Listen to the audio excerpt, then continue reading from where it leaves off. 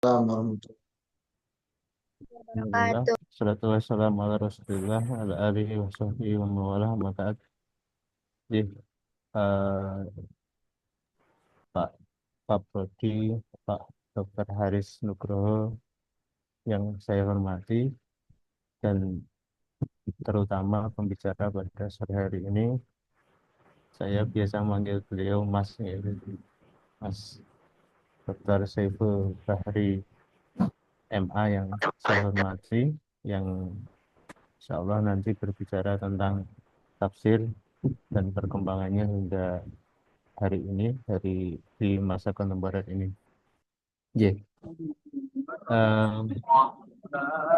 Untuk menyingkat waktu, saya kira eh,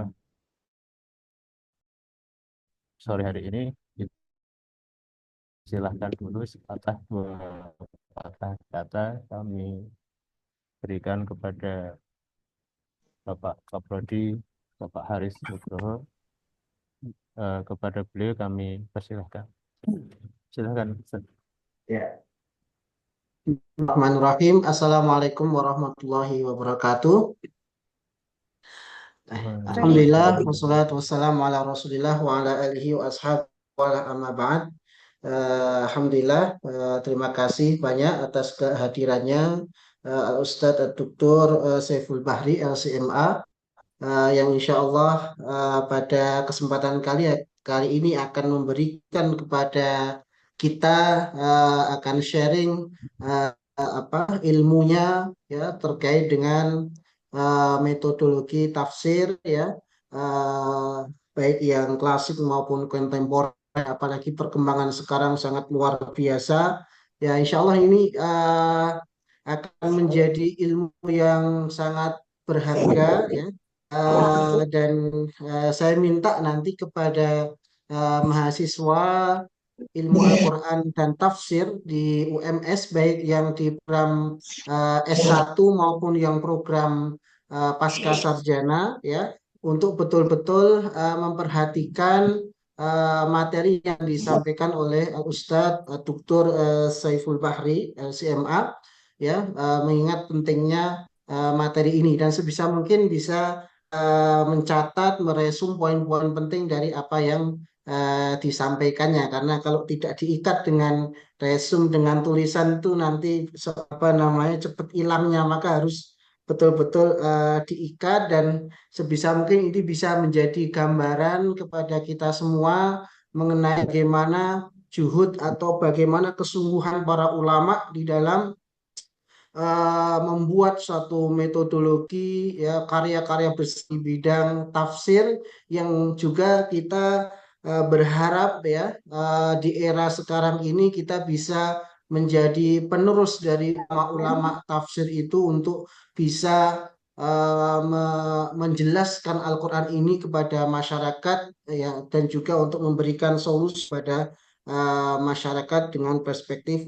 Al-Quran, karena Quran itu merupakan solusi, merupakan petunjuk dalam kehidupan orang-orang yang bertakwa. Oke, mungkin itu kami ucapkan sekali lagi jazakumullah khairan katsira atas waktunya dan atas ilmunya yang insya Allah akan diberi pada sore hari ini. Mungkin itu dari saya. Assalamualaikum warahmatullahi wabarakatuh. Waalaikumsalam warahmatullahi wabarakatuh. Ye, eh, selanjutnya kita akan memasuki sesi berikutnya, sesi penyampaian materi seminar kuliah umum pada sore hari ini. Pembicara kita pada sore hari ini adalah beliau, Dr. Saiful Bahri MA. Beliau SD di daerah Demaan, Kudus, lulus tahun 89. Kemudian sempat di MTS N1 Kudus hingga tahun 92. Kemudian di tahun 92 sampai 95 pernah di Man Man 1 Surakarta, dan beliau S1, S2 hingga S3 di Universitas Al Azhar Kairo di program atau program studi tafsir Al-Quran, lulus pada tahun 2011. Beliau sekarang aktif di Universitas Muhammadiyah Jakarta. Terakhir kalau tidak salah beliau Kaprodi S3 kalau tidak salah ini. Nanti biar beliau sampaikan. Untuk tidak memperpanjang waktu, maka waktu dan tempat kami persilahkan kepada Mas Saiful Bahri. Monggo, Mas. Persoalan Ustaz. Assalamualaikum warahmatullahi wabarakatuh. Waalaikumsalam warahmatullahi wabarakatuh. Bismillahirrahmanirrahim. Alhamdulillah. Alhamdulillahilladzi hadana lil Islam wa akramana bil iman wa faddalana bil Qur'an. Allahumma salli wa sallim wa barik ala nabiyyina Muhammadin sallallahu alaihi wasallam wa ala alihi wa ashabihil kiram. Amma ba'd. Yang sama-sama kita hormati, kita muliakan, kita cintai karena Allah. Dr. Haris Nugroho, LCMUD, sebagai Kaprodi Ilmu Tafsir dan Al-Quran dan Ilmu Tafsir, Fakultas Agama Islam Universitas Muhammadiyah Surakarta, juga pembawa acara dan moderator Ustadz Ahmad Mawahim, LCMPDI. Kita bersyukur pada kesempatan sore hari ini berada di sebuah majelis ilmu. Amanah yang diberikan kepada saya adalah untuk memberikan pengantar untuk sebuah diskusi, satu kajian tentang studi Al-Quran yang umumnya sebagian besar pembelajar itu menganggap bahwa studi Al-Quran sudah selesai, tidak perlu dibahas karena bukunya sudah ditulis. Nah, ini anggapan yang perlu sedikit bukan diluruskan tetapi ditambahkan bahwa studi Al-Quran itu justru berkembang, termasuk adalah perangkat-perangkatnya atau yang dikenal dengan ulumul Quran ataupun produk-produknya yang disebut dengan tafsir. Nah, untuk sedikit supaya kita bisa melihat, mengkaji bersama, saya akan share screen, mohon izin. Insya Allah. Sebagai guideline saja, kita akan membahas dasar-dasar metodologi dan corak tafsir, lalu perkembangannya di dunia kontemporer ya. Nah, kita bisa lihat sebagai prolog nanti ya. Nah, ini saya sudah tuliskan sebenarnya di buku saya. Nanti jika berkenan saya bisa kirimkan. Saya belum kirimkan ke Pak Kaprodi. Nanti insya Allah saya kirimkan. Metode itu adalah cara. Ya, tafsir adalah menjelaskan Al-Quran. Metode tafsir itu cara yang dipakai untuk mengungkap makna-makna Al-Quran. Jadi apa saja yang terkait dengan itu. Jadi kalau metode itu lebih pada sesuatu yang teknikal, sangat spesifik. Sedangkan metodologi itu lebih umum, semuanya, termasuk pendekatannya. Jadi konsep teorinya, kerangkanya, landasan filosofinya, itu metodologi. Nah, yang akan kita bahas itu yang besar ya, metodologi dan termasuk di dalamnya adalah metode. Nah, metode secara umum itu dibagi menjadi dua. Dilihat dari sumber dan dilihat dari cara mengelola sumber. Kalau sumber penafsiran itu adalah dari berdasarkan riwayat, maka itu disebut dengan tafsir bil ma'thur. Kalau berdasarkan dari gagasan penafsir, itu disebut dengan tafsir bir ra'yi. Sedangkan kalau klasifikasi yang kedua, metode yang didasarkan cara mengolah data atau sumber penafsiran, itu hingga saat ini masih belum berkembang. Baru 4 cara ini yang digunakan. Metode tahlili atau analitik, metode global atau ringkas, ijmali, ada metode tematik, ada metode komparatif atau muqarrar. Nah, ini dia kalau kita melihat metodologinya, yang mungkin dulu sebelum saya belajar secara sistemik, artinya baru membaca saja, belum berdiskusi dengan para pakar, itu saya suka kebingungan ya dalam menentukan apa itu bedanya manhaj, apa bedanya laun, apa bedanya dengan kaifiyah. Jadi kalau kita bisa secara gelondongan, kalau bicara uh, ada yang menamakan bentuk ya, ada yang menamakan shackle. Tapi ini juga sebuah metode karena dalam buku-buku tafsir disebut jenis dan juga metodenya. Itu tafsir bil ma'thur dan tafsir bil ra'yi itu dikelompokkan sendiri karena ini dilihat dari sisi bahannya. Jadi mohon maaf kalau kita gunakan di dalam warung makanan kita, clusteringnya ada clustering bahan. Ya, ada yang bahannya tepung, ada yang bahannya apa.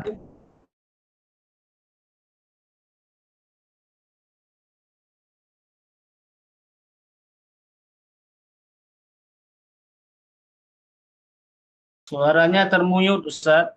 Termute.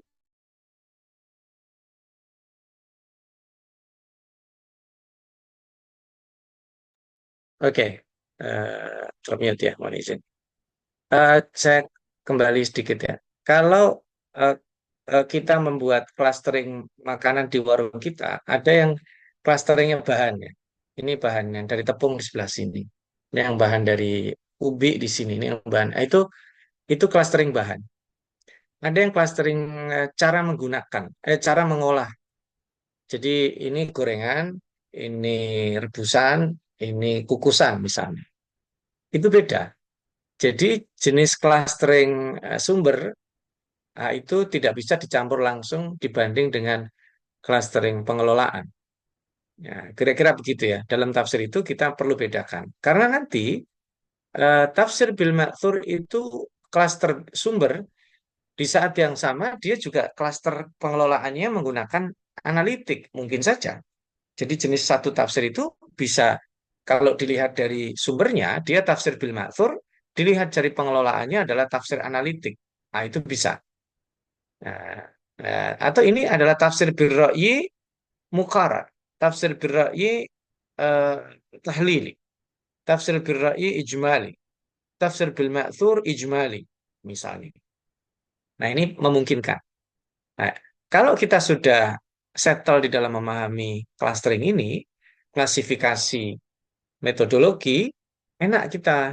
Nanti kita akan tambahkan satu lagi, kalau ibarat sebuah makanan, ini eh, yang akan dominan. Ya, ibaratnya ini sudah lebih kepada aksesorisnya. Nanti dirasa ini. Lebih kepada dirasanya. Atau kalau bahasa makanan mungkin toppingnya ya, untuk pelengkapnya. Nah, saya akan lanjutkan. Ini jadi tadi yang sifatnya untuk dilihat ke samping lebih lebih sifatnya gambar, ini yang tulisan. Jadi kalau dilihat dari sumber ya, kalau nggak pendapat ya riwayat. Ya, kalau nggak riwayat ya pendapat. Kalau dilihat cara mengelola ya empat. Kalau nggak detil, analitik, tematik, atau dia global ringkas, atau komparatif dibandingkan gitu. Sementara ini seperti ini kira-kira. Nah, eh, kalau dilihat dari sumber tafsir itu, maka nanti dirinci. Tafsir bil ma'thur itu ada yang riwayatnya Quran dengan Quran. Ada Quran ditafsirkan dengan hadis. Quran ditafsirkan dengan athar sahabat dan tabi'in. Tabi'in tabi'in ya. Ya, paling mentok di tabi'in karena lebih dari itu berikutnya ada sanad yang terputus ya. Nah, tafsir bil ma'thur itu bukan berarti 100% di situ riwayat, tidak ada pendapat mufassir.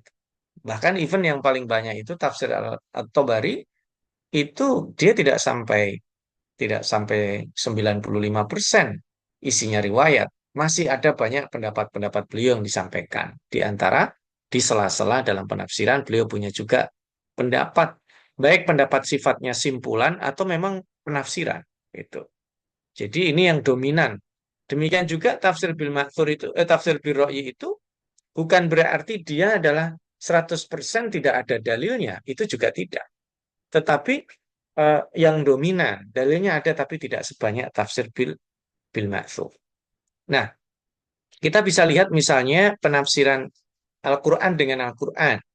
Contoh, tongkat Nabi Musa di sebagian Al-Quran, misalnya di surat Thaha, disebutkan dengan hayyatun tas'a, ular yang geraknya gesit, yang umumnya itu biasanya di, dilakukan oleh ular-ular kecil. Tetapi di surat Al-A'raf misalnya disebutkan dengan thu'banu mubin, ular yang besar. Ya, ini terkesan kontradiktif, tetapi ternyata bisa digabung. Jadi yang satu ular gesit, lincah, yang satu ular besar. Berarti kalau ditafsirkan, saling menafsirkan ayat Al-Quran itu, berarti tongkat Nabi Musa itu secara gerakan gesit, cepat gitu ya, dan secara fisik bentuknya adalah sangat besar sekali. Nah ini tafsir Al-Quran bil Quran. Ada banyak ya selain selain contoh itu. Jadi penafsiran contoh tentang larangan membunuh anak kecil, ya. Eh, itu kan yang satu eh, apa khosyata imlak, takut miskin, posisinya belum miskin. Yang satu min imlak, posisinya sudah miskin. Ini saling diterjemahkan, ditafsirkan bahwa membunuh anak itu tidak dibenarkan. Baik posisinya sedang miskin nggak boleh bunuh anak, atau posisinya tidak miskin tapi takut miskin juga tidak boleh. Ya, pembunuhan terhadap anak itu tidak boleh. Nah, ada juga contoh-contoh lain seperti anjuran untuk berbuat adil di akhir An-Nisa dengan awal surat Al-Maidah. Ya ayyuhalladzina amanu kunu qawwamina bil qisti syuhada'a lillah. Yang satu lagi kunu qawwamina lillahi syuhada'a bil qisti. Itu sekalipun beda kontennya tapi ini ayat saling menafsirkan. Demikian juga hadis Nabi misalnya ketika menerjemah secara tekstual di surat Al-Anfal ayat 60, ala innal quwata hiya ramyu misalnya. Kekuatan itu melempar. Nah, itu tekstual diterjemahkan, ditafsirkan oleh beliau tapi sebenarnya pendekatannya sangat kontekstual. Karena melempar itu di zaman itu dengan tombak dan panah. Tapi hari ini yang disebut dengan melempar secara kontekstual ya rudal, daya jangkau rudal.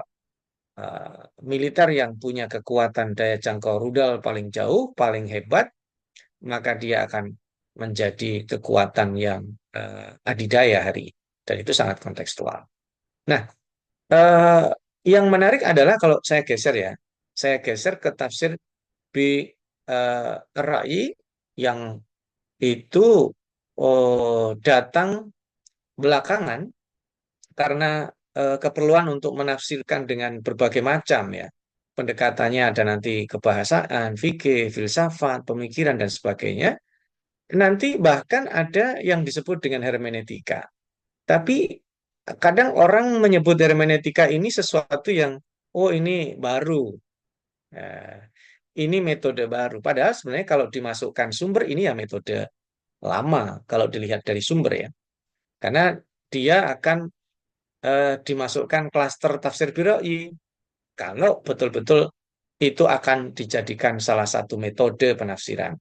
Karena problemnya adalah sebenarnya hermeneutika itu kan cara ya untuk memahami sebuah teks dan umumnya yang dimaksud teks itu adalah teks karya manusia. Ya, jadi kalau dari sejarahnya kan untuk pendekatan bahasa hermeneutika ada yang pendekatan bahasa, ada yang pendekatan filsafat ya, karena filsafat hermeneutika beda dengan kritik sastra eh, hermeneutika, karena itu adalah memahami sebuah teks ya. Sedangkan Al-Quran ini bukan teks karya manusia, maka dari sini mungkin ada problem yang sebagian orang ekstrim, ada yang anti hermeneutika, ada yang sangat memuja hermeneutika. Padahal sebenarnya kalau kita ingin menggunakan hermeneutika atau ditanya pendapat tentang hermeneutika, ya sederhana aja. Pendekatannya apa? Approaching-nya itu filsafat atau sastra. Dua-duanya sebenarnya tidak tepat kalau langsung ditempelkan kepada Al-Quran. Tapi kita bicara terhadap teks-teks Al-Quran saja. Dan itu silahkan saja, karena ini kan akan masuk pada ranah tafsir birra'yi. Pendekatannya apa? Misalnya, pendekatan hermeneutika sejarah, pendekatan hermeneutika sosiologi, antropologi misalnya. Nah, nanti akan masuk pada pendekatan eh, interdisipliner. Jadi ada multi. Nah, selain interdisipliner, nanti ada multidisiplin. Dan kita akan lihat bagaimana metode yang digunakan, konsistensinya, dan hingga eh, premis penafsirannya. Nah, ini kita akan objektif. Tidak selalu kok yang di pendekatan hermeneutika itu selalu salah. Tidak selalu juga selalu benar. Jadi kita objektif saja. Nah, kalau dilihat dari olahan, maka akan dibagi empat tadi. Ini saya clusteringnya yang bukan bertentangan ya, tapi kebalikan. Yang satu detil, jadi dibahas artinya, sababun nuzulnya, mufrodatnya, vocabulary-nya ya, kemudian pendapat ini, pendapat itu, dan sebagainya sampai detil. Itu disebut dengan tafsir tahlili. Dan ini disebut tafsir tertua, metode tertua. Karena memang ini metodenya begitu dulu. Tidak heran jika karya-karya tafsir klasik itu ya berjilid-jilid. Ya. Karena ini luar biasa detail.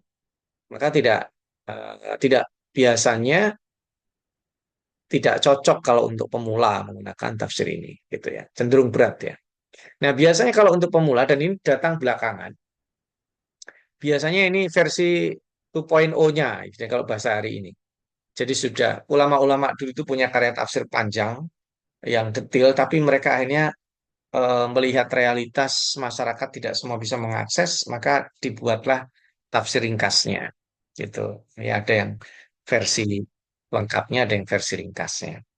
Nah, ini tafsir-tafsir ringkas itu ya seperti tafsir Jalalain, tafsir Kemenak, tafsir Muyasar, tafsir Muntakhab itu umumnya 1 sampai maksimal 2 jilid, tipis saja, tidak terlalu tebal. Karena itu tafsir ringkas, pendekatannya pendekatan yang simple sekali. Cuman hanya saja ini menjadi parsial dan tidak cukup dalam mendeskripsikan sesuatu, ya, karena hanya sesuai dengan keperluan, pendekatannya pun beda-beda. Nah, yang ketiga dan keempat, ini ada tafsir tematik dan komparatif, ini juga rumpulnya berdekatan. Kalau tematik lebih kepada tema, jadi misalnya kita sedang membahas tentang politik, nanti ayat-ayat politik dikumpulkan, membahas tentang suaka, membahas tentang peradilan, membahas tentang hukum ekonomi, membahas tentang hak-hak anak dan perempuan, membahas tentang perlindungan pada keluarga. Itu ada ayat-ayatnya yang berdekatan, lalu dikumpulkan, ditafsirkan, dianalisis, dan menjadi sebuah kesimpulan. Maka ini juga datangnya belakangan, karena tadinya tidak dikenal tafsir itu. Jadi ini datang setelah kebutuhan pada tafsir tematik. Kalau yang 1 dan 2 tadi itu tafsirnya seluruh Al-Quran. Pendekatannya sederhana. Nah, yang ini mulai bukan seluruh Al-Quran, tapi diambil tema-tema tertentu, ya, eh, tentang apa misalnya, tentang bintang, tentang sabar, tentang berani, tentang syukur, misalnya ayat-ayat syukur dalam Al-Quran, tentang kekuasaan, tentang mengelola eh, apa namanya energi misalnya, eh, energi terbarukan termasuk misalnya. Dan itu mungkin kita menganggap, oh mas ada energi terbarukan dalam Al-Quran. Lah kalau langsung bunyinya energi terbarukan nggak ada. Tapi kan kalau bicara matahari, sinar matahari, berbicara tentang yang lain-lainnya itu kan sudah ada di dalam Al-Quran. Bagaimana cara membahasanya? Membahasnya itu berarti menggunakan pendekatan ini nanti dengan pendekatan saintifik. Ya. Ada yang menggunakan tematik historis, ada yang menggunakan tematik antropologis misalnya. Jadi pendekatan-pendekatan ini menjadi menarik kalau kita kontekstualisasikan. Ya, contoh tadi misalnya memahami wa'idulahum mastata'tum min quwwah itu kalau hanya tekstualis al-quwatu itu diterjemahkan melempar dengan pendekatan hadis, kita akan cenderung udah nggak usah dipakai aja ayat itu. Padahal itu bisa dikontekstualisasi bahwa melempar di hari ini itu adalah daya jangkau rudal. Eh, Teknologi melempar itu hari ini ya dengan rudal, baik rudal yang sifatnya ofensif atau yang sifatnya defensif, ya. Sehingga pendekatan militeristik pada ayat ini adalah kekuatan itu, yaitu melempar. Karena di samping itu ada ayatnya wa min ribatil khail. Ribatil khail ini juga eh, eh, teknologi dan termasuk juga filosofi bela negara. Kesiapan berarti ada pendekatan mitigatif ya terhadap awareness keamanan, security awareness, dan juga terkait dengan hal-hal yang harus dipersiapkan di dalam Al-Anfal ayat 60 itu. Nah, sedangkan pendekatan komparatif itu adalah bagaimana membandingkan ayat dengan ayat. Kayak tadi ya, surat Toha ada kisah Nabi Musa, di surat lain ada lagi, misalnya Nabi Adam di surat Al-Baqarah dengan di surat Al-A'raf, itu apa perbedaannya? Dianalisis persamaan dan perbedaan. Kenapa di sini ada raghadan haitsu syi'tum bahasanya, lalu di sana menggunakan bahasa ini. Di sini disebut fa'asa adamu rabbahu faghawa. Maksiat dan ghawa, ya. Di sini dibahasakan apa namanya? Yang lain, ya. Jadi sama-sama berbuat maksiat, yang satu itu dibahasakan tergelincir, yang satu dibahasakan bermaksiat. Nah, itu dianalisis secara kebahasaan. Lalu ada juga kalau kita sifatnya lebih lebih besar, misalnya pandangan ijaz ilmi dalam perspektif Al-Baqilani dan As-Suyuti. Mereka hidup di tahun yang berbeda. Ini hampir setengahnya, ya. Suyuti datang belakangan setelah Al-Baqilani. Tentu sudah banyak membaca karya sebelumnya, termasuk karya Al-Baqilani itu sendiri. Jadi secara umum ini empat metodologi dari sisi klaster pengelolaan. Nah, ini ya. Sekarang kita masuk kepada toppingnya ibaratnya. Aksesorisnya. Sekalipun aksesoris, tapi ini penting karena dia akan mempengaruhi. Dan kalau ini corak tafsir itu oh, tidak terbatas, ya. Artinya macamnya banyak. Ini saya hanya menyebutkan 6 atau 7 saja. Kalau di buku itu saya hanya menyebutkan 6 saja. Padahal lebih dari 6 sebenarnya. Ada yang pendekatannya linguistik, kebahasaan atau al-bayani lebih besar, ya, bukan hanya linguistik saja. Ada pendekatannya al-fikhi, ada pendekatannya al-fikri, pemikiran, ada pendekatannya saintifik, ada sufistik, ada pendekatannya ijtimai atau adab al-ijtimai, sastra sosial, nanti ada pendekatannya sejarah, ada pendekatannya politik, pendekatannya ilmu pendidikan dan lain sebagainya. Itu corak namanya, ya. Jadi background penulisnya itu akan cukup berpengaruh terhadap output karya tafsirnya.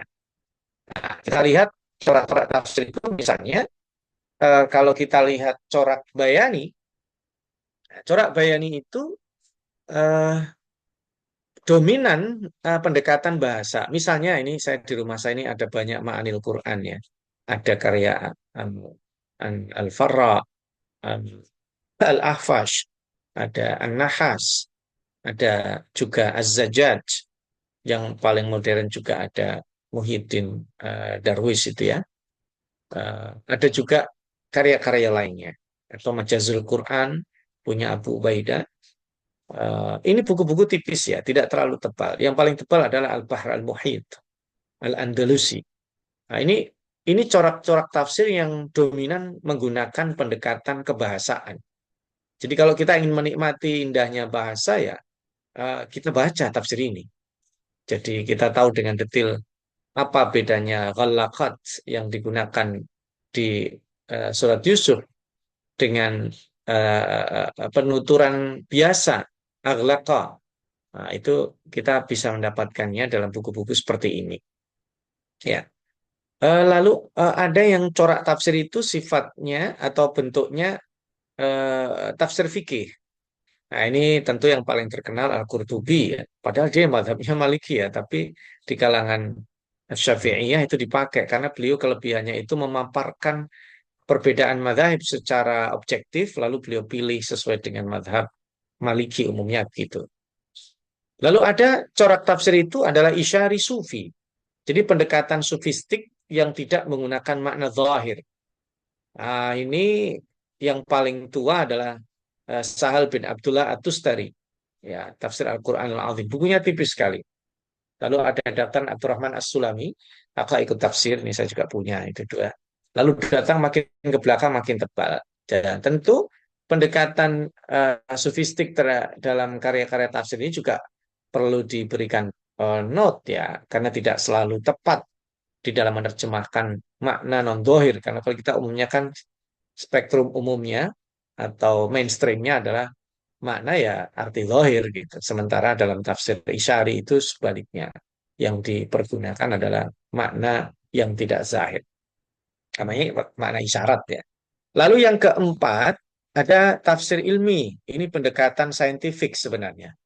Dan luar biasa, eh, Tantowi Jauhari itu menjadi salah satu pionirnya. Kalau hari ini sudah banyak ya, diantaranya ada eh, Dr. Zaglul An-Najjar, ya, lalu ada eh, Abdul Daim Kahil dan lain sebagainya melakukan pendekatan-pendekatan saintifik. Sebagiannya ada yang moderat, sebagiannya ada yang berlebihan. Moderat itu bagus untuk pendekatan saintifik. Yang berlebihan itu nanti lebih kepada cocokologi yang dikhawatirkan akan mereduksi nilai-nilai yang terkandung di dalam tafsir ayat Al-Quran. Contoh sederhana pendekatan saintifik terhadap tafsir itu ketika menafsirkan tidurnya Ashabul Kahfi yang disebut di dalam Al-Quran salas mi'atin sinina wazdadu tis'a 300 tahun plus 9 itu kan luar biasa angkanya eksak tapi tidak langsung strik disebut 309 tapi 300 tahun plus 9. Ternyata di situ memberikan isyarat bahwa 300 tahun itu tidur Ashabul Kahfi kalau dihitung dengan kalender matahari dan itu setara dengan 309 kalau dihitung dengan kalender bulan.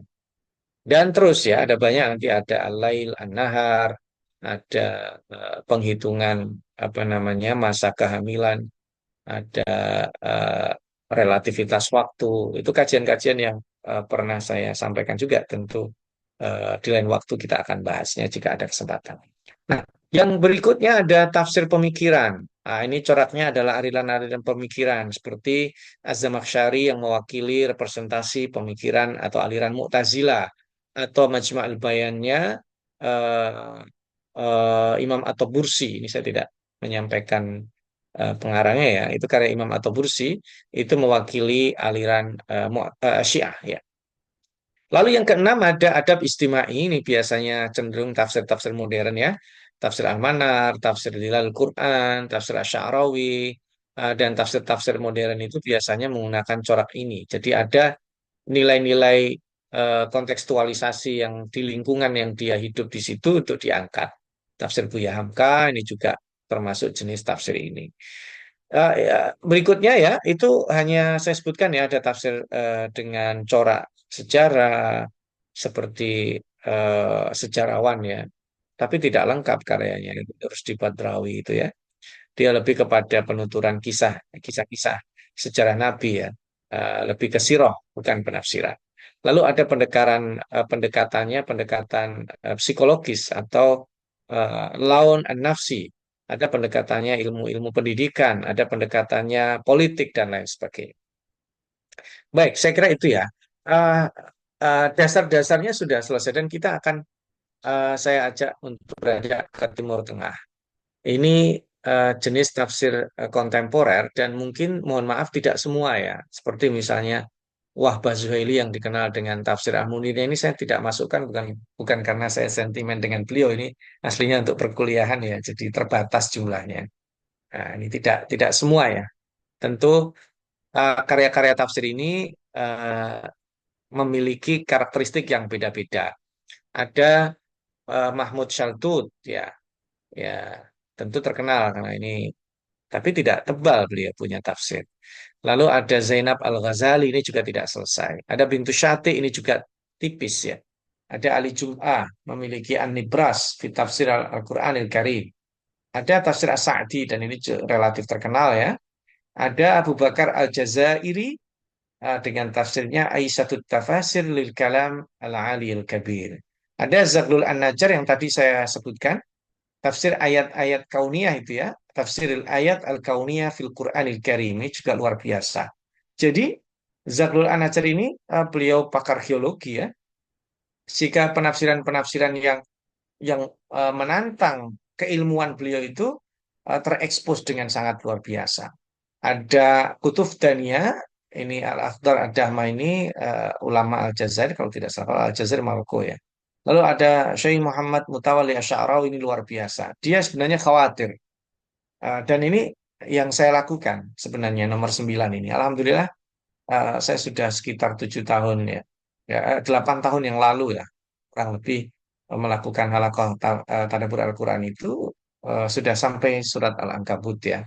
Dan dari belakang sudah sampai surat Yasin. Jadi sudah sebenarnya sudah nyaris selesai, tapi belum ditranskrip ya. Pendekatannya hampir sama dengan beliau. Sifatnya khawatir, tetapi tentu sama caranya. Kalau kualitasnya tentu jauh ya, karena beliau ini ulama alim ya. Syekh Mutawalli Sya'rawi ini pendekatannya luar biasa dan tafsirnya itu disiarkan langsung oleh channel 2 di Mesir itu ya, tapi menggunakan bahasa Mesir. Sangat-sangat simpel bagi rakyat Mesir, tapi bagi kita orang asing sangat sulit karena menggunakan bahasa-bahasa pasar yang untuk tahun-tahun pertama kita di Mesir akan kesulitan mengikutinya. Tapi ketika kita sudah tahu bahasa-bahasa pasar Mesir, maka penafsiran Syekh Mutawalli Sya'rawi itu sangat luar biasa. Di antaranya tafsir beliau yang saya eh, lihat ya, saya dengarkan di TV itu tentang Al-Asr misalnya. Beliau menafsirkan wal asri. Al-Asr itu banyak kata-kata derivasinya, kata beliau. Salah satu derivasi yang didapatkan dari Al-Asr itu adalah asirun, kata beliau. Asirun itu artinya adalah jus buah. Nah, kata beliau, yang kita minum dari jus buah itu bukan ampasnya, bukan buahnya, bukan bijinya, bukan kulitnya, tetapi intisari dari buah itu. Maka ketika Allah Subhanahu wa taala bersumpah wal asri, demi masa al-asr, maka seolah-olah kata beliau demi perasan waktu, demi jus waktu. Nah, itu luar biasa. Pendekatan kebahasaan karena beliau juga pakar bahasa, tetapi dijelaskan dengan gaya khas beliau itu karena asir itu satu yang jus buah itu menjadi ikonik bagi kami pelajar-pelajar yang sangat menyukai fresh juice dengan harga yang sangat murah sekali, sehingga pendekatan seperti itu menjadi sangat-sangat mengena sekali ketika menafsirkan wal asr innal insana lafi khusr. Ini luar biasa ya pendekatan eh, al-adab al-ijtimai, sastra sosial yang digunakan oleh Syekh Mutawalli Sya'rawi. Dan demikian juga eh, tafsir Al-Azhar Buya Hamka. Itu pendekatan yang luar biasa. Banyak hal-hal yang saya belajar dari Buya Hamka, sekalipun baru tuntasnya itu eh, 2 juz ya. Saya belajar rutin untuk menelaah tafsir Al-Azhar yang bisa dilihat juga di TV-mu. Itu sudah sampai juz 3. Kita kita melihat para ulama-ulama dulu ketika menggunakan pendekatan al-adab al-ijtimai, mereka punya kemampuan kebahasaan luar biasa. Di samping itu, akses dalil-dalil sehingga sekalipun bukan tafsir bil ma'thur, tafsir-tafsir mereka ini bukan penuh ya. Ada dalil-dalilnya, ada ayat Quran lainnya. Nah, tadi kan tafsir bil ma'thur itu ya. Ada hadis nabinya, ada pendapat sahabatnya, ada pendapat tabiinnya, bahkan ada buku-buku kontemporer dalam dalam tafsir Al-Azhar. Luar biasa itu, sangat-sangat banyak sekali maklumat yang bisa kita gali kecerdasan Buya Hamka di waktu itu sudah membahas banyak hal ya. Nah, ada yang ingin saya perkenalkan kepada eh, Bapak Ibu dan juga teman-teman mahasiswa. Ini ada yang disebut dengan tafsir dengan menggunakan metode at-tartib an-nuzul. Ya. Dulu awalnya at-tartib an-nuzuli itu kontroversi. Yang pertama mencetuskan ini adalah Theodor Noldek dalam bukunya Sejarah Al-Quran yang ditulis menggunakan bahasa awalnya Jerman, tetapi kemudian diterjemahkan dalam bahasa Inggris juga banyak di dalam bahasa Arab. Saya punya ini dulu karena pernah saya ajukan sebagai judul disertasi tetapi ditolak ya. Nah, ini menarik ya bahwa ternyata kemudian di kemudian hari terdapat buku-buku tafsir yang metodenya tidak ditulis sekalipun pendekatannya tahlili tidak ditulis dengan tertib mushafi.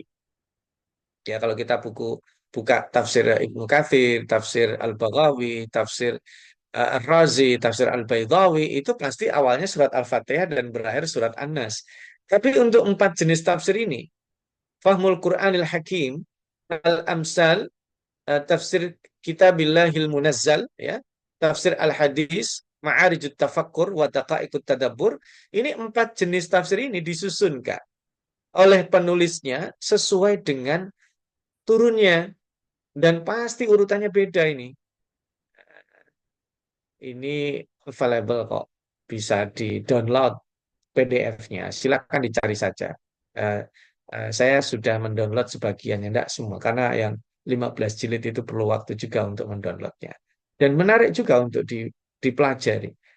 Jadi artinya kalau pembelajaran sesuai, saya ingin tahu sih, penasaran gimana sih turunnya. Karena faktanya itu surat itu juga tidak gelondongan turunnya, nggak sekaligus. Even itu surat Al-Alaq yang kita kenal, itu kan turun 5 ayat dulu baru sisanya belakangan. Ya. Apalagi surat panjang seperti Al-Baqarah. Nah, itu tentu akan kesulitan. Ini diletakkan setelah mana? Maka itu juga menjadi hal-hal yang sifatnya problematik bagi orang-orang yang mencetuskan penulisan tafsir dengan pendekatan at-tartib an-nuzuli. Nah, eh, pendekatan at-tartib an-nuzuli yang digaungkan oleh Theodor Noldek karena dia ingin mengubah at-tartib al-mushafi dan ingin melakukan desakralisasi terhadap susunan mushaf, maka tentu ditolak oleh para ulama. Jadi kita tidak boleh membuat mushaf dengan sengaja tertibnya nuzuli. Mushaf itu nuzulan berpisah-pisah. Tetapi tartiban itu tauqifi. Secara urutan itu sudah given. Allah yang memberinya. Allah yang menitahkannya kepada Rasul. Lalu ketika turun ayat Al-Quran, beliau mengatakan kepada penulis wahyu yang diangkat oleh beliau, letakkan setelah ini. Nah, dan sehingga satu hal yang harus kita berani melawan premisnya Noldek, bahwa Al-Quran itu 100% selesai ditulis di zaman Nabi. Nah, ini beberapa mahasiswa saya kalau kelas perdana itu saya tanya jawabannya agak bingung ya. Ini di ruang perkuliahan yang sangat akademik kalau ditanya kapan eh, kapan Al-Quran final 100% ditulis di zaman siapa? Itu umumnya orang-orang akan menjawab di zaman Utsman bin Affan. Umumnya akan menjawab paling banter di zaman Abu Bakar As-Siddiq. Ya. Ternyata kalau kita jawab seperti itu, berarti akan dilanjutkan desakralisasi kedua. Al-Quran keotentikannya akan dipertanyakan kalau kita jawab dengan itu. Artinya baru ditulis di zaman Utsman. Itu kan sama dengan Injil berarti. Sudah lama nggak ada yang memvalidasi karena nabinya kan sudah tidak ada. Nah, kalau kita bilang Al-Quran selesai ditulis di zaman Utsman, 100% berarti Nabi Muhammad tidak bisa validasi. Even itu kita sebut di zaman Abu Bakar tidak bisa validasi. Sehingga premis ini akan didesak pada oleh orientalis dulu ya, Theodor Noldek itu menghilangkan otentisitas Al-Quran. Padahal Al-Quran itu sudah selesai ditulis di zaman Nabi. 30 juz, hanya belum ada tajzi itu ya. 100% Al-Quran ditulis di zaman Nabi, hanya saja medianya berbeda-beda. Di pelepah kurma, di kulit binatang, di batu-batu pipi, tulang-tulang pipi, di kayu-kayu dan sebagainya. Nah, tentu tidak bisa dijilid karena media tulis yang berbeda, karena selesai turunnya Al-Quran tidak diketahui, karena Nabi Muhammad giving, kalau ditanya kapan selesai, oh saya tidak tahu, Allah yang nurunkan. Kalau Anda tanya ke saya kapan Ustadz bukunya terbit, bisa karena karya saya. Tapi Al-Quran bukan karya Nabi, Nabi Muhammad tidak bisa ditanya. Dua sebab utama itulah yang tidak bisa membuat Al-Quran yang sudah selesai ditulis bisa dijilid. Ya. Di samping memang Al-Jam'u itu bukan jilid. Al-Jam'u itu adalah kodifikasi, Al-Jam'u fis sudur dihafal, dan Al-Jam'u fis sudur bukan, Al-Jam'u itu adalah tajlid, ya bukan. Nah, baru dijilid di zaman Abu Bakar, dan tentu penjilidannya tidak bisa langsung dijilid apa adanya, perlu ditulis ulang. Dan untuk menulis ulang itulah dibentuk panitia luar biasa, sangat-sangat ketat di dalam menjaga dan memvalidasi. Harus ditulis ulang. Harus ada saksi dua, itu ditulis di depan Nabi, dan seterusnya, dan seterusnya. Nah, pertanyaannya adalah bahwa bagaimana Nabi Muhammad SAW yang al-ummi, yang tidak bisa baca tulis, yang buta aksara itu memvalidasi bacaan tulisan para sahabat, kan beliau tidak bisa baca tulis, gimana? Yang dipentingkan sebenarnya bukan tulisan, tetapi bacaan. Maka kalau yang nulis dia bacaannya benar, tulisannya insya Allah benar. Dan itu yang jadi pegangan. Karena itulah kemudian belakangan terjadi perbedaan ulama. Apakah eh, tulisan atau rasm Utsmani itu ijtihadi, ijtihad Utsman, atau sifatnya tauqifi dari Nabi? Nah, para para ulama berbeda pendapat, tapi jumhur ulama mengatakan itu bukan dari Nabi. Karena Nabi nggak bisa baca tulis. Itu ijtihad Utsman, dan ada yang menyebut di pendapat ketiga merupakan istilah saja. Karena buktinya hari ini ada penulisan modern disebut dengan Mushaf Braille yang tentu belum ada di zaman Nabi. Dan sekarang kalau Anda buka di qurankemenak.go.id itu ada bahasa isyaratnya. Jadi Quran untuk sahabat tuli ya, menggunakan isyarat itu. Nah, saya tentu akan akhiri kurang lebih 5 menit lagi ya. Saya hanya ingin eh, ini sesuatu yang baru sebenarnya, tafsir dengan tartib nuzuli, dan perlu juga untuk dibaca ya.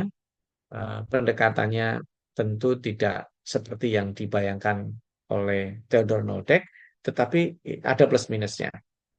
Karena kenapa Al-Quran tidak diturun berdasarkan turutnya?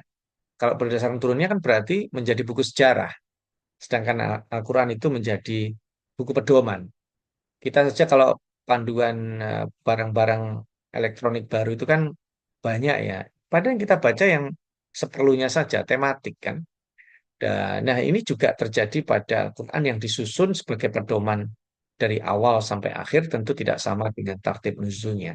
Termasuk asbab nuzulnya yang tidak selalu ada karena bukan buku sejarah.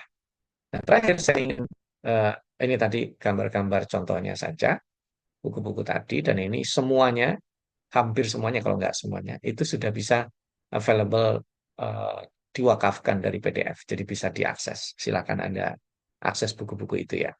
Nah, eh, nah sekarang saya masuk di tafsir kontemporer di Indonesia. Ini luar biasa ya, tentu ada banyak rupanya. Ada tafsir Quraisy Shihab tentu yang paling populer ya, tafsir Al-Misbah, ada tafsir Buya Hamka, ada tafsir Al-Furqannya Ahmad Hasan, ada tafsir Al-Quranul Karimnya Mahmud Yunus, dan ada tafsir An-Nur atau kadang juga disebut tafsir Al-Bayan, Tengku Muhammad Hasbi As-Siddiqi. Jadi kita perlu mengenal tafsir-tafsir ini, dan saya paling familiar tentu karena paling sering membaca ya tafsir Hamka, dan kadang-kadang juga tafsir Quraisy Shihab yang juga tersedia dalam bentuk PDF-nya. Jadi bisa diakses sebenarnya. Saya tidak tahu semua atau sebagian saja, itu silakan nanti bisa dicari. Hari ini ketika kita ingin mengetahui kenapa karya tafsir itu selalu sering diproduksi, apa tidak mubazir? Kenapa sih nggak orang itu tidak mencukupkan dengan karya tafsir sebelumnya saja? Oh beda, karya tafsir setiap orang itu eh, dipengaruhi. Nah ini ada satu hal tadi saya lupa ya, harusnya ada tafsir itu beda dengan tadabbur. Karena ini nyambung ya. Ada tafsir, ada takwil, ada tadabbur, ada terjemah. Itu sesuatu yang beda. Kalau tafsir itu taklifnya taklif kifai, kewajibannya kewajiban kifayah. Tapi kalau tadabbur, setiap orang wajib hukumnya. Afala yatadabbarunal Qur'ana am ala qulubin akfaluha. Seseorang kalau tidak tadabbur dikecam oleh Allah. Tapi kalau tafsir itu dia harus ada kompetensi, syarat kompetensinya. Baik kompetensi keilmuan, syurut al-ma'rifiyah, dia harus memahami bahasa Arab, balaghah, nahwu mansuh, hadis dan seterusnya itu syarat yang harus dipenuhi. Tentu tidak semua orang punya kualifikasi. Ada disebut dengan syurut manhajiyah, menggunakan metodologi kurang lebih seperti yang tadi saya jelaskan. Dia tahu ini, oh ini tafsir bil ma'thur bil ra'yi, oh ini menggunakan metodologi ini, kurang lebih ya. Dan yang ketiga yang dalam pendekatan ilmu modern mungkin tidak dipersyaratkan. Dalam tafsir itu dipersyaratkan. Namanya syurut syakhsiyah. Kalau tadi ada surut ma'rifiyah, syarat kompetensi, ada atau kompetensi keilmuan, ada surut manhajiyah, syarat metodologis, nanti ada atau kompetensi metodologis. Yang ketiga ada surut saksiyah, ada kompetensi atau syarat kepribadian yang disebut dengan akhlak dan moralitas. Jadi orang pinter buat karya tafsir tapi dia ahli maksiat, itu biasanya tidak diterima karya tafsirnya. Ya. Ya, karena ini yang ditafsirkan sakral, kalam Allah bukan karya manusia. Sekalipun karya tafsir itu karya manusia, tetapi itu terkoneksi dengan kalam Allah Subhanahu wa taala. Maka dari itu dari takeaway lesson-nya di akhir ingin saya sampaikan bahwa metodologi tafsir yang sudah ditentukan atau dibahas oleh para ulama memang tidak close, memungkinkan diperbarui. Tapi umumnya ketika ada nama metode baru itu tidak jauh-jauh dari klasifikasi. Contohnya tadi hermeneutika. Jika nanti kita akan diskusikan juga boleh. Seandainya Anda tidak sependapat dengan saya juga oke. Okay. Karena hermeneutika itu juga kan tools, cara. Hanya saja awalnya memang tidak digunakan untuk kitab suci. Pendekatannya adalah pendekatan filologi awalnya ya. Untuk teks-teks kuno. Lalu kemudian ditempelkan ke kitab-kitab suci sebelum Al-Quran, karena bukan sebelum Al-Quran, selain Al-Quran, karena ini kan dari Eropa ya. Baru kemudian ingin diadopsi oleh sebagian eh, pembelajar atau pengkaji studi Al-Quran. Saya kira itu sebagai prolog saja. Insya Allah nanti di dalam sesi setelah ini kita bisa lanjutkan dengan dialog, baik pertanyaan atau konfirmasi atau testimoni atau juga mungkin kritikan, perbaikan atau mungkin jika ada yang kurang tepat bisa dikoreksi. Saya kira itu eh, Ustadz Ahmad Ibrahim juga Bapak Dr. Haris sebagai pendahuluan saya kira eh, bisa kita perbincangkan dan dialogkan. Wallahu taala alam. Wassalamualaikum warahmatullahi wabarakatuh. Waalaikumsalam warahmatullahi wabarakatuh. Oke, demikian tadi paparan yang disampaikan oleh pemateri pada pembicara pada sore hari ini. Untuk selanjutnya kita masuk sesi diskusi. Kita persilahkan dulu yang mau ada pertanyaan untuk sesi pertama. Silahkan. Belum saya membaca yang sudah ngirim di chat. Silahkan.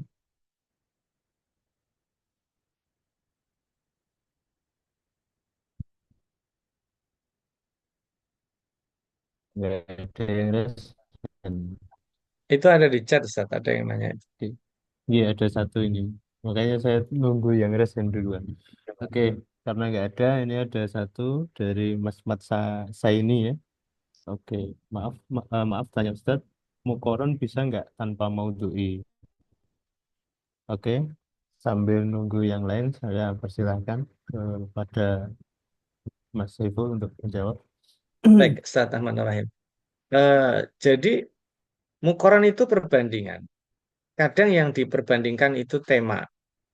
Nah, untuk memperbandingkan itu biasanya apa yang diperbandingkan? Baik temanya itu, kalau tidak pakai tema, itu biasanya bukan kesulitan ya, terlalu besar. Misalnya gini, saya membandingkan antara Hamka dan Quraisy Shihab misalnya dalam tafsirnya. Orang pasti nanya, apanya bandingkan? Bahasanya, ya, atau pendapatnya tentang satu tema, misalnya hari kiamat, misalnya, atau tentang apa. Nanti akan masuk ke tematik, tapi bukan tematik subjek pembahasan. Bisa jadi nanti tata caranya, ya.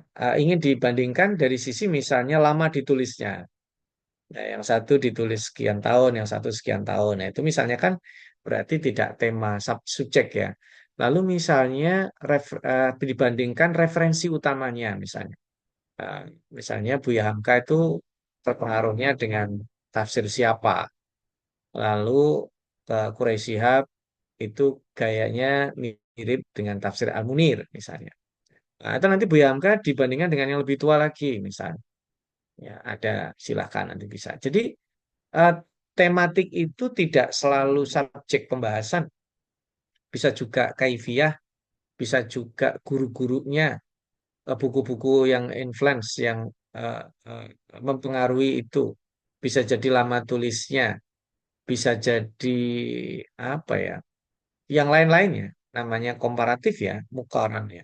Tapi biasanya muqaran itu yang dikaji lebih kepada eh, eh, tema dan sub-sub tema. Biasanya, sekalipun tidak selalu. Makanya tadi klasternya tahlili dengan ijmali, maudhu'i dengan muqaran. Karena itu dekat rumputnya, kurang lebih begitu. Wallahu a'lam. Apakah sudah ada yang siap untuk raise hand sebelum saya baca selanjutnya? Belum ada ternyata. Oke, Itu ada silahkan Mas Ahmad Naufal, silahkan. Silahkan, dipersilahkan Mas Ahmad Naufal. masih di mute itu. Silahkan, ya. Belum ada suaranya, Mas. Dihidupkan dulu, Mas.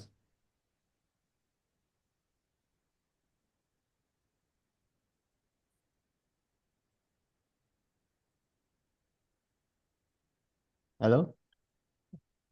Atau kepencet resennya, Ustaz. Oke, Oh, masih ditulis, masih di mute oleh Nah, ini sudah host. oke, Sudah. Mas. Silahkan, Mas Ahmad. baik. Bismillah. Ini berkaitan dengan corak tafsir. Jadi kita tadi sudah mendengar banyak sekali corak tafsir yang muncul sekarang ini kan Ustaz ya. Nah, apakah memungkinkan jika ada suatu kitab tafsir yang mana itu menghimpun berbagai corak itu, Ustaz? Nah, terus apa tantangan terbesarnya dalam upaya menyatukan berbagai corak tafsir itu? Ya, dalam rangka untuk kita bisa memberikan pemahaman kepada orang-orang secara komprehensif dan inklusif. Nah, gitu aja, Ustaz. Terima kasih. Oke, ada yang lain barangkali? Kita tampung dulu. Oke, kalau belum, monggo dilanjut dulu, Mas. Iya. Corak tafsir itu apa namanya yang dominan ya. Artinya sekalipun misalnya pendekatan fikih di dalam Al-Qurtubi, Qurtubi itu juga kadang menggunakan pendekatan bahasa.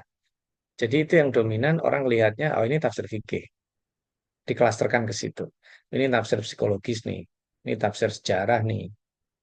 Jadi kalau menggunakan semua pendekatan itu mungkin semuanya ada, tapi tidak mungkin dominan.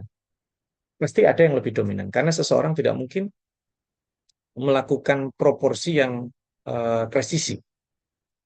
Kayaknya agak sulit itu. Kalau dia melakukan eh, pendekatan semua corak itu dengan presisi, itu malah orang bingung ini tafsir apa ya? Ini tafsir fikih ada, saintifik ada, bahasa ada. Orang kalau disuruh ngira-ngira beda-beda pendapat, karena kan itu tebal sekali. Pendekatan-pendekatan dengan corak itu biasanya juga tidak selalu presisi ya. Tergantung seseorang melihat. Kalau yang sangat presisi mah harus dihitung-hitung betul gitu ya. Sehingga kalau menurut saya malah mungkin selain tidak efektif, tidak ada yang melakukan itu nampaknya. Dan kebutuhannya juga tidak terlalu diperlukan kalau menggabung semua jenis pendekatan. Ya, biarlah mereka dengan background masing-masing. Karena pada faktanya nanti seorang penafsir yang dia lebih sering belajar psikologi akan memiliki warna penafsiran yang beda. Makanya bahasanya corak itu kan laun ya. Dengan mereka yang belajar hukum, ya, dengan mereka yang belajar eh, matematika dan fisika, dengan belajar arkeologi, itu ketika ditemukan itu dalam menadaburi satu ayat ada multidisiplin, sehingga nyaris mustahil seseorang menguasai semua itu. Kalaupun ada, dia tidak bisa ada yang 2.0-nya, masih eh, 1.0. Jadi masih versi jadulnya, karena yang mengupgrade itu tidak mudah.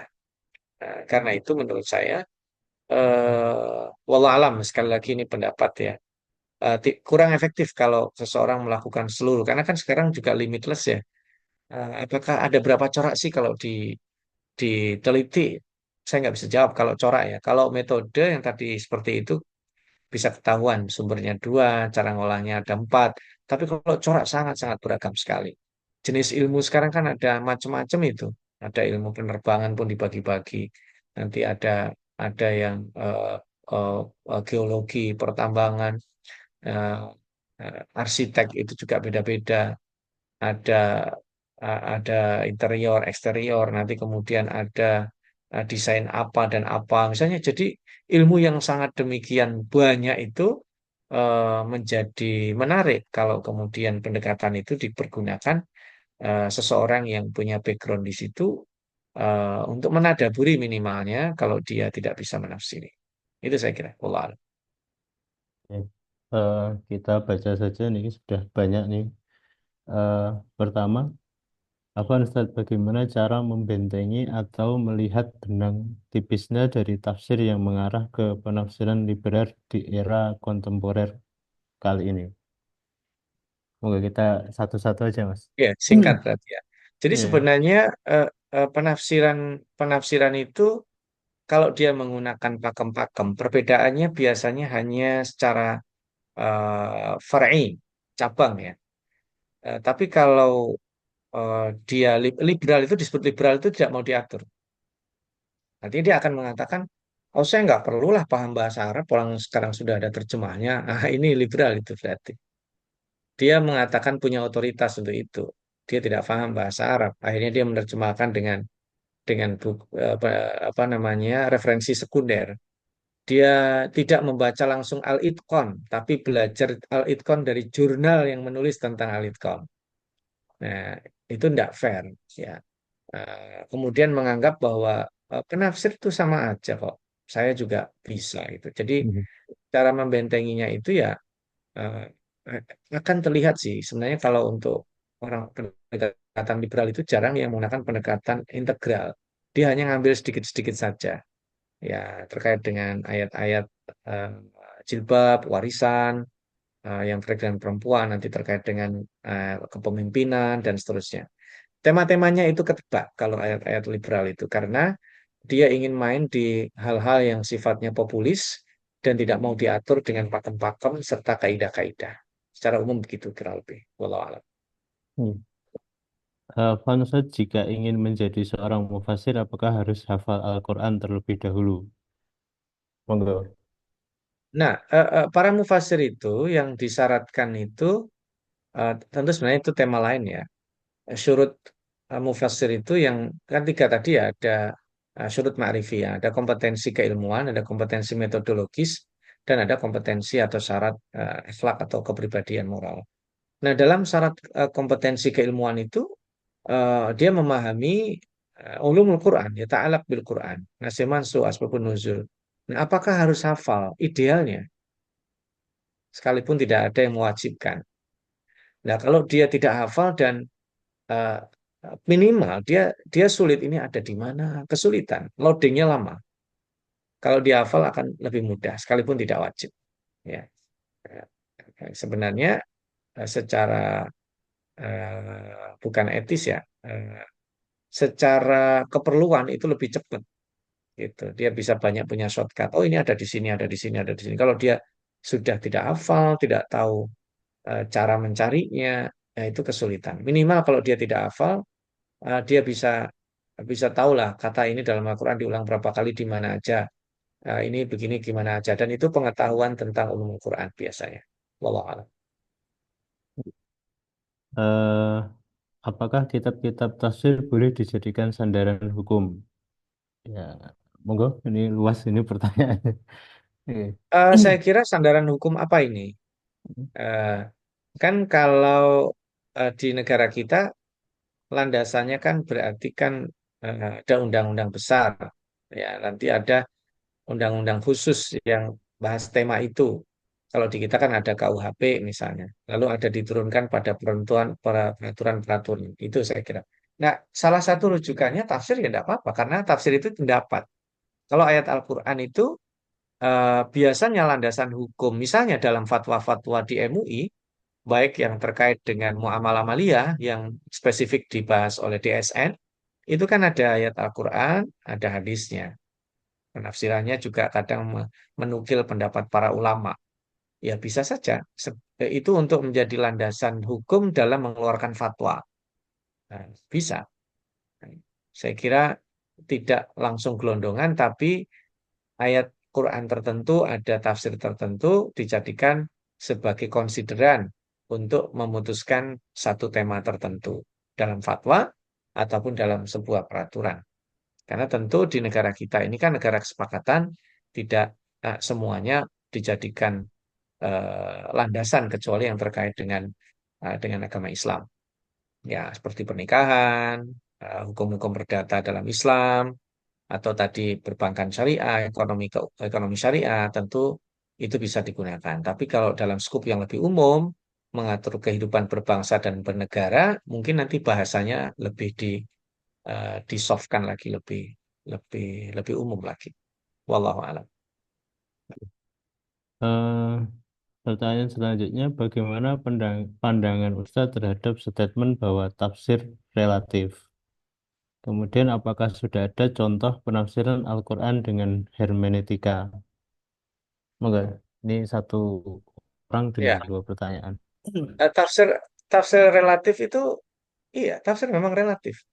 Yang tidak relatif itu Al-Quran. Tetapi di dalam membuat atau membuat output tafsir itu ada syarat tiga tadi itu. Ada syurut ma'rifiyah, kompetensi keilmuan, ada syurut manhajiyah, kompetensi metodologis, dan ada syurut saksiyah, ada syarat-syarat atau kompetensi kepribadian tadi itu. Sehingga eh, eh, seseorang ketika ingin menulis sebuah karya tafsir ya harus memenuhi tiga hal itu secara bersamaan ya. Maka kalau ditanya karya tafsir hermeneutika, justru itu yang saya tanyakan dan belum ada. Biasanya pendekatan ini dalam tulisannya, dalam artikel beberapa itu dikatakan pendekatan hermeneutika, dan belum ada sependek pengetahuan saya. Mungkin kalau bagi Anda yang mengikuti pembelajaran atau diskursus tentang hermeneutika punya info, mungkin bisa juga di-sharing di sini saya kira. Itu wallahu a'lam. Oke. Selanjutnya, izin bertanya, bagaimana Ya, pandangan jenengan tentang tafsir Irfani? Oh, Bu Alfia. Oke, Bu Alfia. Silahkan Bu, jenengan duluan. Karena resen. Ngapunten Monggo. misal-misal. Monggo, monggo. Oke, mohon maaf tidak menyalakan video, tidak terlalu proper. Hmm. Oke, Mas Saiful Bahri, apa kabar?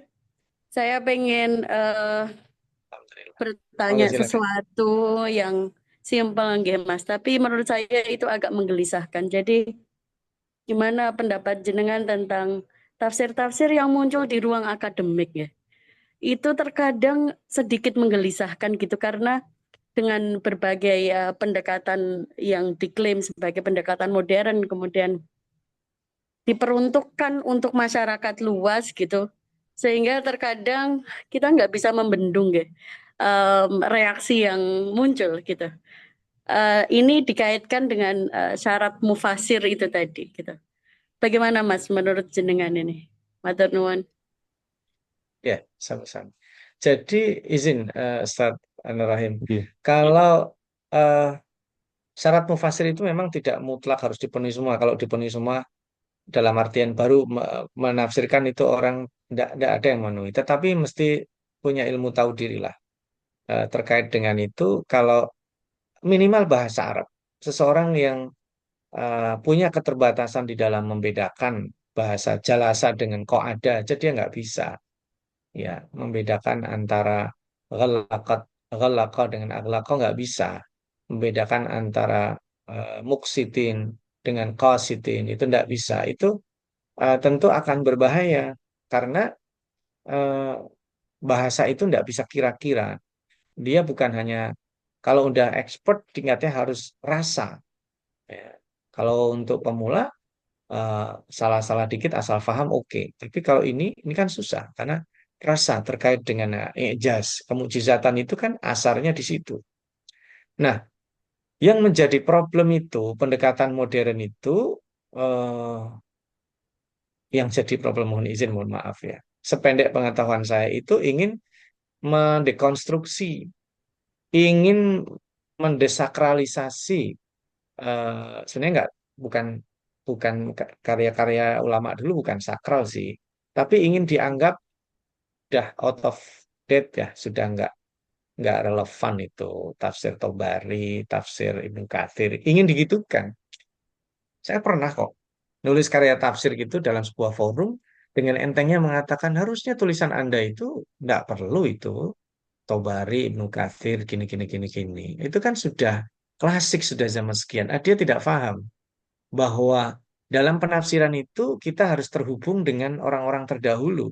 Semakin kita hubungkan terus terdahulu itu ada muatan kekuatan dalam agama kita itu as-sanatu minad din. Ya, sanat itu termasuk agama. Dia tidak paham tentang sakralitas itu. Nah, sehingga metode kontemporer itu dianggap shortcut, dianggapnya bahwa yang orang sekarang ini paling tahu ayat ini itu cocoknya begini. Nah, ini eh, eh, kelewatan menurut saya. Sehingga silahkan melakukan pendekatan multidisiplin, apapun namanya, pendekatan sejarah, pendekatan psikologi, antropologi, pendekatan termasuk hermeneutika, itu bisa. Karena kalau tidak dan berdiri sendiri itu bahaya. Saya pernah membahas contoh sederhana saja. Kapan terjadi reduksi istilah Arab? Yang dulu itu Al-Arab, Al-Arab itu Al-Islam sama. Hari ini Arab itu langsung identik dengan Timur Tengah. Ya. Padahal Arab itu Islam. Sejak kapan Mesir jadi Arab? Aljazair jadi Arab, Tunisia, Maroko. Itu kan mereka bukan negara Arab yang asli. Menjadi Arab ketika Islam. Nah, kan nggak ada ceritanya Firaun kursus bahasa Arab, kan nggak ada. Bahasa asli Mesir itu kan bukan bahasa Arab, tapi kemudian berubah menjadi Arab karena Islam. Nah, ini ada reduksi tentang Arab. Sehingga nanti kalau kita menggunakan pendekatan etnologi atau antropologi atau bahkan sosiologi, orang akan menganggap oh, itu kan budaya Arab itu pakaiannya, bukan syariat. Nah, ini kesimpulan yang akan jadi betul menggelisahkan. Dia sama dengan salah seorang, dia insinyur sih. Sebenarnya secara kualifikasi keilmuannya juga kurang tepat sebenarnya. Tapi kan kita tidak enak ngomong begitu. Akhirnya sampai mengatakan misalnya kalau di zaman dulu jilbab itu wajib karena ada tidak dikenal dan juga karena toilet di luar, buang hajatnya di luar. Hari ini toilet dalam rumah bahkan dalam kamar, KTP dan kartu identitas ada, berarti tidak diperlukan jilbab lagi. Nah itu ibrohnya pada sebabnya itu dianggap tidak generalisir. Berarti kan dia akan akan melawan kaidah umum pertama al ibrah bi ummil lafadz la bi khususi sabab. kapan menjadi bihususi sabab itu tidak terpenuhi di dalam diskursus itu. Nah, ini salah satu beberapa contohnya. Ada banyak hal ya terkait dengan itu. Jadi saya kira pakem-pakem tafsir dan eh, kompetensi keilmuan itu perlu untuk kita angkat, dan termasuk yang pertanyaan sebelum ini tadi, pendekatan irfani itu kan eh, yang dipakai juga diantaranya oleh Al-Jabiri ya, yang juga dipakai dalam majelis tarjih. Irfani itu kan melengkapi eh, eh, pendekatan-pendekatan lain ya, bahasa lain. Irfani itu kan ilmi ya, nanti ada pendekatan ilmi itu tidak bisa berdiri sendiri kalau tidak ada pendekatan wujdani. Makanya kan ada irfani, ada burhani, ya. Dan pendekatan itu integral, tidak bisa. Tafsir irfani tok itu tidak bisa. Karena pendekatannya kan ada burhani. Ya. Pendekatan irfani itu kan gini, pendekatan intuitif itu sama dengan, bukan sama, pendekatan isyari itu tidak bisa berdiri sendiri. Kalau penafsiran isyari itu dijadikan penafsiran satu-satunya, nanti makna zahirnya hilang. Demikian juga dalam tafsir wijdani, pendekatan intuitif, eh, rasa, sesuatu yang sifatnya rasa saja, itu tidak cukup, tidak bisa. Tetap harus ada makna zahirnya. Maka tafsir Irfani sendiri ini kalau memang dia konsisten dengan itu saja, saya kira nanti ada kekurangannya. Maka perlu ada pendekatan burhaninya, ya ada pendekatan-pendekatan lain yang saya kira dalam semua karya tafsir pasti ada ma'akhidnya, ada kelemahan-kelemahannya. Kalau dia mendedikasikannya itu betul-betul ikhlas, sekalipun ada ma'akhidnya tetap akan berguna. Seperti Al-Kasyaf misalnya, dia seorang Mu'tazilah dan pendapatnya eh, tentang banyak hal itu sangat-sangat dikritik oleh ulama-ulama dari sejak zaman buku ini ada sampai hari ini, tetapi dia punya satu hal yang menonjol, yaitu tentang kebahasaan yang sangat luar biasa. Jadi saya kira pendekatan tafsir Irfani saja tidak cukup, perlu pendekatan lain. Tetapi kalau itu dia dedikasikan, tentu akan menjadi sebuah karya yang sangat luar biasa. Wallahu a'lam. Ya, eh, tentu kita dibatasi oleh waktu ya. Kalau kita baca sampai akhir, saya kira bisa sampai maghrib ini. Dan eh, kita tinggal sekitar 7 menit. Ya, kalau misalkan Mas Saiful mau ada closing statement, ya kita berikan ke beliau. Tapi kalau tidak, saya khusus untuk yang mau raise hand. Kalau ada yang raise hand satu, silahkan. Tapi kalau nggak ada, maka ya kita lanjut ke acara berikutnya tanpa mengurangi hormat saya pada yang bertanya itu ya. Oke, silahkan kalau ada yang masih mau raise hand.